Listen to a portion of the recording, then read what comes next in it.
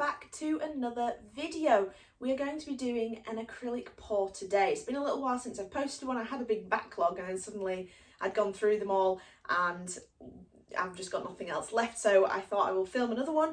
At the same time, obviously, if you've been following me for a little while, we've just moved into a new house a few months ago and I'm slowly but surely building up my decor for the house. Speaking of which, for the living room, our theme is like a deep dark blue. So I poured a load of these hexagon coasters. I didn't film it with this blue, grey and white colour scheme going on. So I have 8 of those and I'm doing 8 for a reason, just because I feel like 8 will cover probably a max amount of people would ever have in the house at one time. Same with our dining room. I feel like 8 is a good table setting. That's how many seats we have available at the dining table, and so that's how many I'm going to pour for. So our colour scheme in the conservatory / dining room is green. We've got a lot of greenery in there. I'll show you some sweeping shots whilst I'm talking. It is decorated for Christmas at the moment, but our overall theme will be green. We're thinking of maybe painting the wall with the lights on with green, nice deep green paint perhaps. But it's kind of a mixture of greens. There's no real one green in there. And luckily the green matches our Christmas decor in there as well, so that's really handy. But that is the colour scheme we're going for. We're going to go with a green, grey and white colour scheme. No metallics, nothing fancy like that.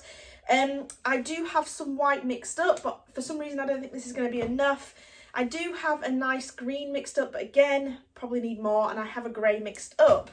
I'm thinking of adding in, as I'm doubling the quantities of this paint, because you'll see why in a second, I'm thinking of mixing up a bit of an olive green. This is the Arteza olive, and then perhaps a light sap green or a chromium oxide green as well, again from Arteza.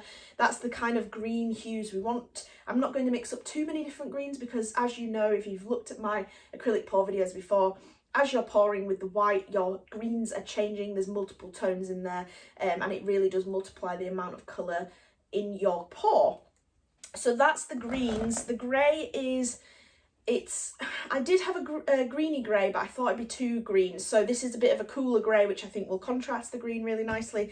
And again, my white, I will be using my usual mixture of water and Floetrol. It is a perfect mixture and I'm always going to stick with this. I seem to be able to create good cells with it and just an overall great finish. And as for what we are pouring on, let's get to the gist.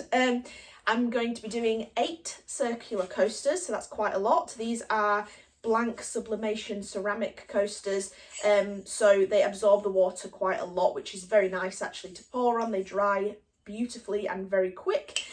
And then in terms of the placemats, so usually I pour on like rectangular placemats. I've done a few videos on those before and they're good, and our intention was to have rectangular placemats and square coasters. However, I'll show again a close-up of the table setting we currently have. Our plates are absolutely massive. When we bought the plate set, I think it's from Tesco actually, it's a really beautiful stoneware plate set. The plates are actually almost 30 centimetres in diameter, which is so big, and unfortunately the rectangular tiles that I usually use for doing placemats are just not going to be big enough. They're too small, they're too rectangular for the big circular plates that we have, and so we've recently bought some rattan placemats, and then I'm going to pour on a circular placemat to go on top of that, and then the plate will go on top of that. So you've got a bit of a layer of multiple colours, a bit of natural, and then the blue, the greens that are going to match the decor, and then the plate on top. So that's the gist. Now, you cannot find circular tiles that are that big because, let's be honest, who's tiling their bathroom or their kitchens with circular tiles? It's just obviously not a thing. You can get coasters very easily because these obviously are coasters. They're made for being coasters. So after our experiments with the acrylic Christmas ornament pours that we did, they were on MDF board ornaments, and the boards didn't bow, the boards dried really nicely, and they were nice and lightweight. So that's what I thought would be what we could pour on. So I've purchased some 30 centimetres, so these are slightly bigger than the plates but slightly smaller than the rattan, so really nice layered, and I have 8 of these. I believe they're 3mm thick, and that's that. I think that's what I'm going to pour on, so fingers crossed they don't bow at this scale. Maybe if I can pour like tip enough paint off as possible, that would be grand. But obviously this is a very large scale pour. I'm a little bit nervous I'm going to get paint everywhere, but we will just have to see how it goes. I don't want to pour them separately, the coasters, at different times to the placemats, because that's when you start getting colours that don't match. But I do need to mix up enough colours, because again, you run the risk of not matching your colours if you have to make a new batch. So that's what we are going to be doing today.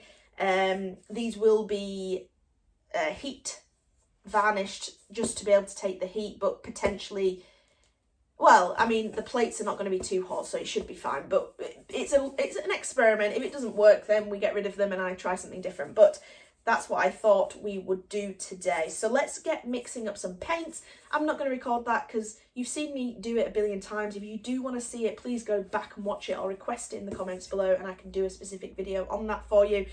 But I'm going to skip over that and get straight to the pouring. So this next clip will be me chatting about my quantities and the pouring process. So let's get on with it.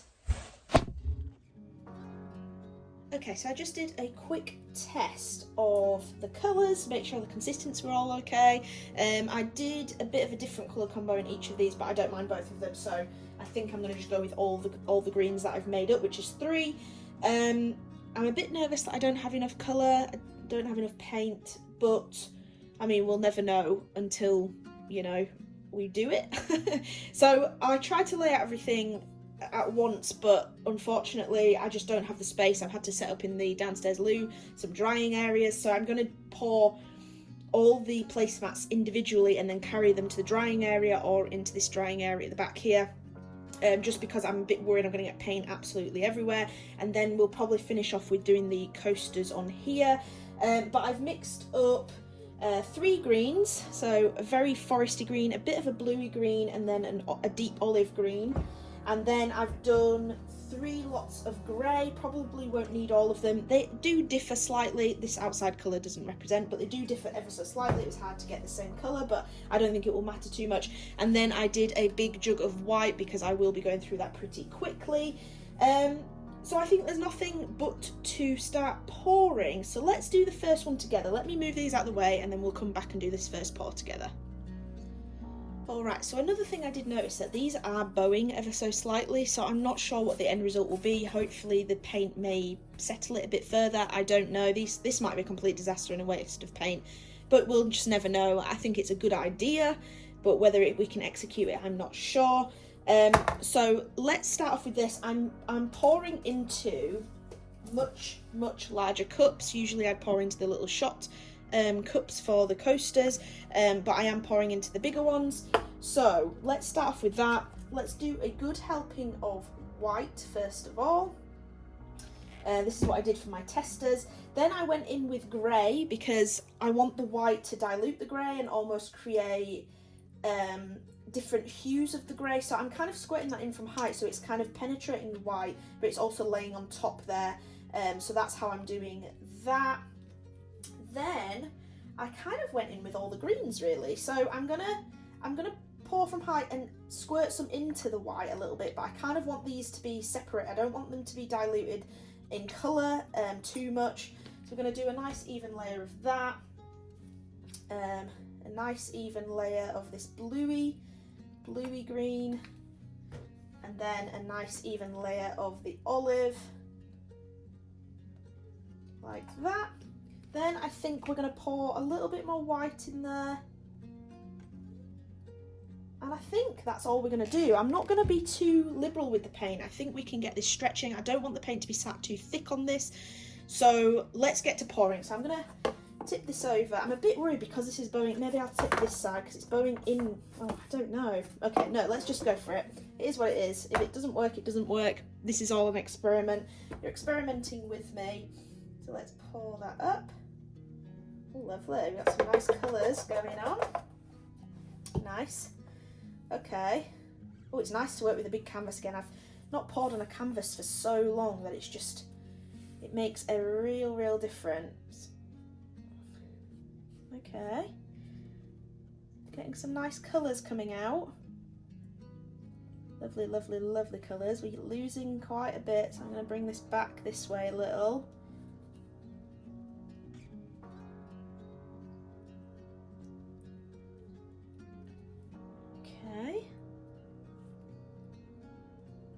Okay, so I could do with maybe a touch more paint just to make sure that this isn't stretching too much. I don't want my cells to be stretching too much, because otherwise you get those deformed cells which never look good. Let's bring that back, make sure all the edges are covered. That's going to be a difficult one with these, I think. Let's bring that white that way a touch. Okay, I'm going to leave it at that. I don't want to manipulate too much. I don't want, you know, things to not look as good as they could be. I'm just going to touch up this edge over here, like that. Okay, I'm going to torch it super quick. It's quite heavily bowed, this one, so I'm not sure how it's going to cope with not running the paint off too much, really. The torching's bringing out quite a few cells though, I can see. So maybe we can bring some white into this area, maybe bring out some green and white. But yeah, anyway, that's what we're going to do. Let's get on with pouring the rest and see how we get on. All a bit up in the air, but we'll experiment together.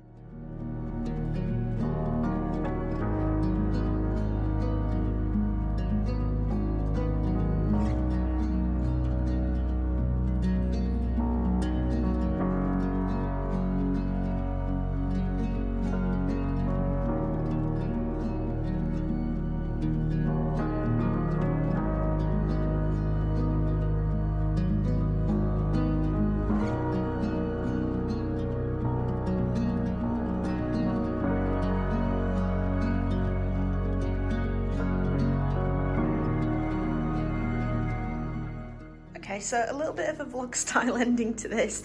I realised I hadn't filmed the finished products and I'd already laid the table. So I actually ended up doing a trivet as well in the same colours. These are all varnished with that heat-proof varnish that I use.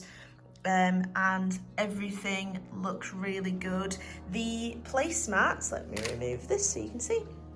The placemats did bow, they really bowed. But in the end I actually sprayed them with water on the backs of them, and then I added some weight onto the top of them all in between some greaseproof paper so they didn't stick together, and that flattened most of them. A few of them are still slightly more bowed, but then I put cork on the back and they've turned out really nice. As you can see, most of them are flat. There's probably about two that are slightly still bowed and I can't get that bow out, but it's not too bad, not too bad. So that's kind of what we were going for, the rattan, then that placemat, and then the plate on top. And you know, my lovely little if you saw my vlog, you'll have seen these little ring holders that I made as well to match.